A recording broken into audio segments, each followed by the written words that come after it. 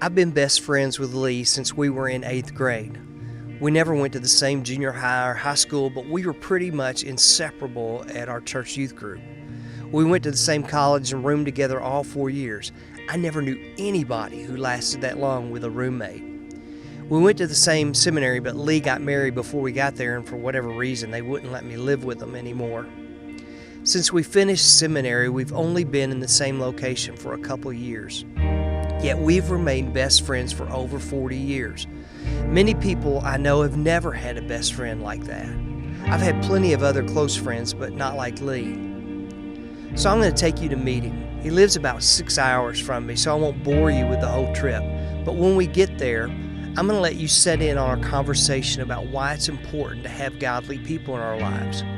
We're going to talk about how those relationships can be found and developed in a small group. I can't promise you that you'll find a best friend like Lee there, but I believe you'll find a setting where really healthy relationships can develop if you let them. Hey, you guys, this is Lee, the guy I've been telling you about. Aloha. Look, he just married a girl from Hawaii. He's not from there himself. He just likes to imagine it sometimes. Oh, by the way, just a few weeks ago, I showed them a picture in church of you and me when we were in 9th grade. Did they laugh? Oh, mercilessly. You were pretty funny in Yeah, that picture. you weren't so great yourself. But listen, now you guys can look at us and tell that even though we started out as ugly ducklings, We turned into beautiful swans. you got that right. Yeah. So anyway, we're going to let you set in on our conversation about developing these kind of relationships we've been talking about. All right, so Lee, tell me, how many people fill the role of best friend in your life? Probably just one. Okay. So when you look for these kind of relationships in church or whatever, you're not looking for another best friend? Not necessarily. I am looking for relationships that can grow deep. I'm looking for relationships that can encourage me, and I'm able to encourage other people. And so I'm looking for some relationships, but not necessarily a best friend relationship. Okay. So what are the benefits of those kind of relationships in your life? Well, for me, I think there's 2 or 3 things. One would be encouragement. As Christians, we need one another. And God created us, I think, to live in the context of a community. And so I need encouragement. But there's other people who need encouragement from me.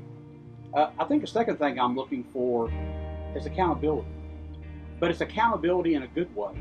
In the context of a small group, as I get to know people and I get to learn how to trust them and they trust me and there's love for me and love for them, then I find accountability that helps encourages me to walk the Christian way. Okay. So these relationships are really important in your life, in my life too. But how are they developed? How do they grow?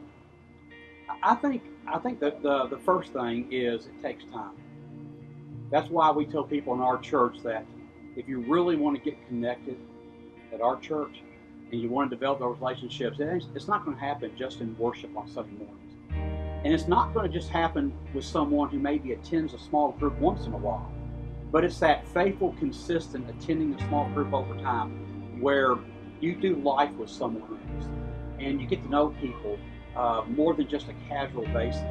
I think that's important. I think the second thing that's important is when trust is developed. I think trust is important.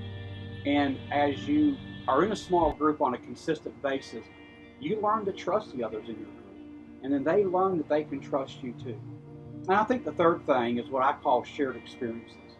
I think those are so important. You see, in the context of a small group at our church, we encourage the group to do life together. And so those shared experiences could be social experiences, they could be fellowship experiences, they could be mission trip or mission opportunity experiences. It may even be an experience like a crisis in the class where maybe a family has experienced a death or something else has happened, and the group comes together and rallies around that family and loves on them and walks with them through that experience. It's through those shared experiences that the relationships in a small group become much deeper and much stronger. Okay. So, do you see this talked about anywhere in the Bible? Oh, definitely. I think there's several places, but for me, the best place, the perfect place, the clearest place is in Acts in the early church. And we see in Acts where The Bible says that the early church they were meeting in small groups in the homes regularly, daily, the Bible says. And they were breaking bread, which means they were fellowshipping together. They were enjoying one another's company. They were praying together. They were experiencing miracles in the groups, and they were worshiping. And the Bible also says that the apostles were teaching these people in these small groups. And so I think we see a picture of what a small group today can experience based on what we saw in the early church in Acts. So folks, you see, you can have these kind of relationships, and your small group can be a place where those can be cultivated. You can make positive connections with people who will help you connect with God. It'll have an amazing impact on your life as a Christ follower.